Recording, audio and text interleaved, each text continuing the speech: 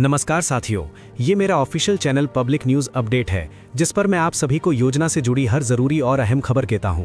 अगर आपने अभी तक हमारे इस चैनल को सब्सक्राइब नहीं किया है तो योजना से जुड़ी हर ज़रूरी खबर पाने के लिए अभी इस चैनल को सब्सक्राइब करें। प्रधानमंत्री आवास योजना के तहत कच्ची छत वाले परिवारों को मिलेगा लाभ। जानिए पूरी जानकारी वीडियो में। प्रधानमंत्री आवास योजना को लेकर इस समय देश भर में एक नई हलचल देखने को मिल रही है। जिन परिवारों ने इस योजना के तहत आवेदन किया था उनके मन में लंबे समय से एक ही सवाल था कि आखिर पहली किस्त कब जारी होगी और कब उनके सपनों का घर बनना शुरू होगा। अब समय आगे बढ़ने के साथ ही इस सवाल का जवाब भी क्रमशः साफ होता जा रहा है और लोगों की उम्मीदें और मजबूत होती जा रही हैं। तीसरा सप्ताह शुरू होते ही कई लाभार्थियों के मन में चिंता भी बढ़ गई थी क्योंकि अभी तक उनके बैंक खातों में कोई राशि नहीं आई थी। कई लोग रोजाना अपने बैंक खाते चेक कर रहे थे, मोबाइल पर मैसेज का इंतजार कर रहे थे और हर नई सूचना पर नजर बनाए हुए थे। ये स्वाभाविक भी है क्योंकि ये केवल एक योजना नहीं बल्कि लाखों परिवारों के जीवन से जुड़ा सपना है। प्रधानमंत्री आवास योजना का उद्देश्य शुरू से ही स्पष्ट रहा है कि देश के हर गरीब और जरूरतमंद परिवार को पक्का घर उपलब्ध कराया जाए। ये योजना केवल आर्थिक सहायता तक सीमित नहीं है बल्कि ये लोगों को सम्मानजनक जीवन जीने का अवसर देती है। जब किसी परिवार को अपना घर मिलता है तो उसके जीवन में स्थिरता आती है और वो अपने भविष्य को लेकर ज्यादा आश्वस्त महसूस करता है। सरकार ने इस बार योजना को और अधिक प्रभावी बनाने के लिए कई महत्वपूर्ण कदम उठाए हैं। सबसे पहले तो बजट में बढ़ोतरी की गई है ताकि अधिक लोगों को इस योजना का लाभ मिल सके। ये बजट केवल एक आंकड़ा नहीं है बल्कि ये उन लाखों सपनों का आधार है जो पक्के घर की उम्मीद में वर्षों से इंतजार कर रहे हैं। इस बार बजट में हुई बढ़ोतरी का सीधा असर कई राज्यों पर देखने को मिल रहा है। खासकर बिहार, मध्य प्रदेश, राजस्थान, छत्तीसगढ़, झारखंड, महाराष्ट्र, असम और उड़ीसा जैसे राज्यों में योजना की गति तेज कर दी गई है। इन राज्यों में बड़ी संख्या में ऐसे परिवार हैं जो इस योजना के पात्र हैं और जिनके लिए ये सहायता बेहद महत्वपूर्ण है। सरकार ने स्पष्ट निर्देश दिए हैं कि इस बार किसी भी पात्र लाभार्थी को योजना से वंचित नहीं किया जाएगा। इसके लिए आवेदन प्रक्रिया से लेकर भुगतान तक हर चरण को पारदर्शी बनाने की कोशिश की गई है। यही कारण है कि इस बार सूची तैयार करने में काफी समय तक प्राथमिकता दी गई है, ध्यान से काम में लगाया गया है और हर आवेदन की बारीकी से जांच की गई है। नई लाभार्थी सूची जारी करना इस पूरी प्रक्रिया का सबसे अहम हिस्सा होता है। जब तक किसी व्यक्ति का नाम इस सूची में नहीं होता तब तक उसे योजना का लाभ नहीं मिल सकता। इसीलिए इस बार सूची तैयार करते समय विशेष सावधानी बरती गई है ताकि केवल उन्हीं लोगों को शामिल किया जाए जो वास्तव में पात्र हैं। कई जगहों पर देखा गया कि पहले कुछ अपात्र लोग भी सूची में शामिल हो जाते थे, जिससे वास्तविक जरूरतमंद लोग पीछे रह जाते थे। इस समस्या को दूर करने के लिए इस बार दोबारा सर्वे कराया गया, दस्तावेजों की जांच की गई और कई मामलों में फिजिकल वेरिफिकेशन भी किया गया। फिजिकल वेरिफिकेशन का मतलब ये है कि अधिकारी खुद मौके पर जाकर ये जांच करते हैं कि आवेदक की स्थिति क्या है। वे ये देखते हैं कि आवेदक वास्तव में कच्चे घर में रह रहा है या नहीं और क्या वो योजना की शर्तों को पूरा करता है। ये प्रक्रिया थोड़ी लंबी जरूर होती है लेकिन इससे योजना की विश्वसनीयता बढ़ती है। इसके साथ ही जियो टैगिंग जैसी तकनीकों का भी उपयोग किया जा रहा है।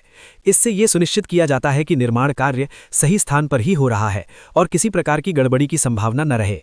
ये तकनीक योजना को आधुनिक और पारदर्शी बनाने में महत्वपूर्ण भूमिका निभा रही है। अब बात करते हैं उस मुद्दे की जिसका इंतजार हर लाभार्थी कर रहा है, पहली किस्त की तारीख। सभी प्रक्रियाएं पूरी होने के साथ ही सरकार भुगतान के लिए भी तैयार होती जा रही है। इस बार भुगतान प्रक्रिया को तेज करने के लिए विशेष निर्देश दिए गए हैं ताकि लाभार्थियों को ज्यादा इंतजार न करना पड़े। सरकारी स्तर पर मिली जानकारी के अनुसार आने वाले सप्ताह से भुगतान की प्रक्रिया शुरू की जा सकती है।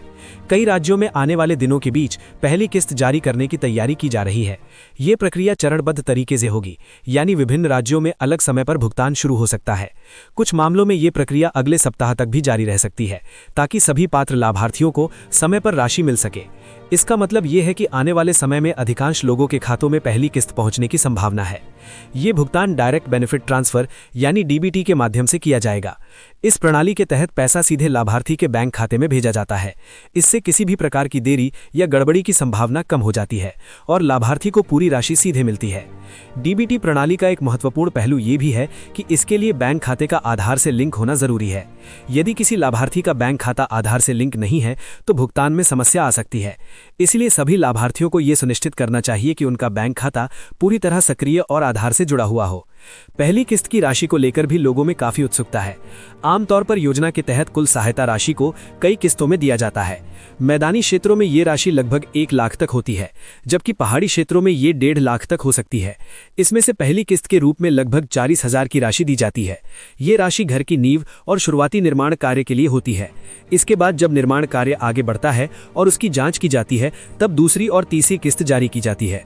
ये व्यवस्था इसलिए बनाई गई है ताकि ये सुनिश्चित किया जा सके कि पैसा सही तरीके से उपयोग हो रहा है।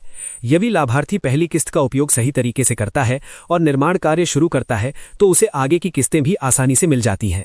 कई बार देखा गया है कि कुछ लोग पहली किस्त मिलने के बाद उसे अन्य कामों में खर्च कर देते हैं, जिससे उनका निर्माण कार्य रुक जाता है और अगली किस्त भी अटक जाती है। इसीलिए ये जरूरी है कि लाभार्थी इस राशि का उपयोग केवल घर बनाने के लिए ही करे। नई सूची जारी होने के बाद कई लोगों के मन में ये सवाल भी उठता है कि यदि उनका नाम सूची में नहीं है तो क्या किया जाए। ऐसी स्थिति में उन्हें घबराने की जरूरत नहीं है। वे अपने स्थानीय प्रशासन से संपर्क कर सकते हैं और आवश्यक दस्तावेज जमा करके दोबारा जांच का अनुरोध कर सकते हैं। सरकार ने ये भी संकेत दिए हैं कि भविष्य में नए आवेदन के लिए भी अवसर दिए जा सकते हैं। जो लोग पिछली बार किसी कारणवश आवेदन नहीं कर पाए थे या पात्र होने के बावजूद छूट गए थे, उनके लिए ये एक नया मौका हो सकता है। योजना के तहत केवल घर बनवाना ही उद्देश्य नहीं है, बल्कि ये भी सुनिश्चित किया जाता है कि घर मजबूत और सुरक्षित हो।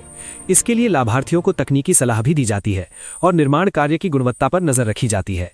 ग्रामीण क्षेत्रों में इस योजना का प्रभाव विशेष रूप से देखने को मिला है। जहां पहले लोग कच्चे मकानों में रहते थे, वहां अब पक्के घर बन रहे हैं। विभिन्न क्षेत्रों की जरूरतों के अनुसार योजना को लागू किया जाता है ताकि अधिक लोगों को इसका लाभ मिल सके। लाभार्थियों के लिए सबसे महत्वपूर्ण बात यह है कि वो योजना से जुड़ी सभी जानकारी को सही तरीके से समझें और नियमित रूप से अपडेट लेते रहें। इससे उन्हें किसी भी प्रकार की समस्या का सामना नहीं करना पड़ेगा और वे योजना का पूरा लाभ उठा सकेंगे। इस पूरी प्रक्रिया में धैर्य रखना भी जरूरी है। सरकारी योजनाओं में कई चरण होते हैं और हर चरण को पूरा होने में समय लगता है, लेकिन जब सभी प्रक्रियाएं सही तरीके से पूरी हो जाती हैं, तो लाभार्थियों को इसका पूरा फायदा मिलता है। प्रधानमंत्री आवास योजना केवल एक योजना नहीं, बल्कि एक सामाजिक बदलाव की दिशा में उठाया गया बड़ा कदम है। ये उन लोगों के जीवन में स्थिरता और सुरक्षा लाने का प्रयास है जो अब तक इन सुविधाओं से वंचित थे।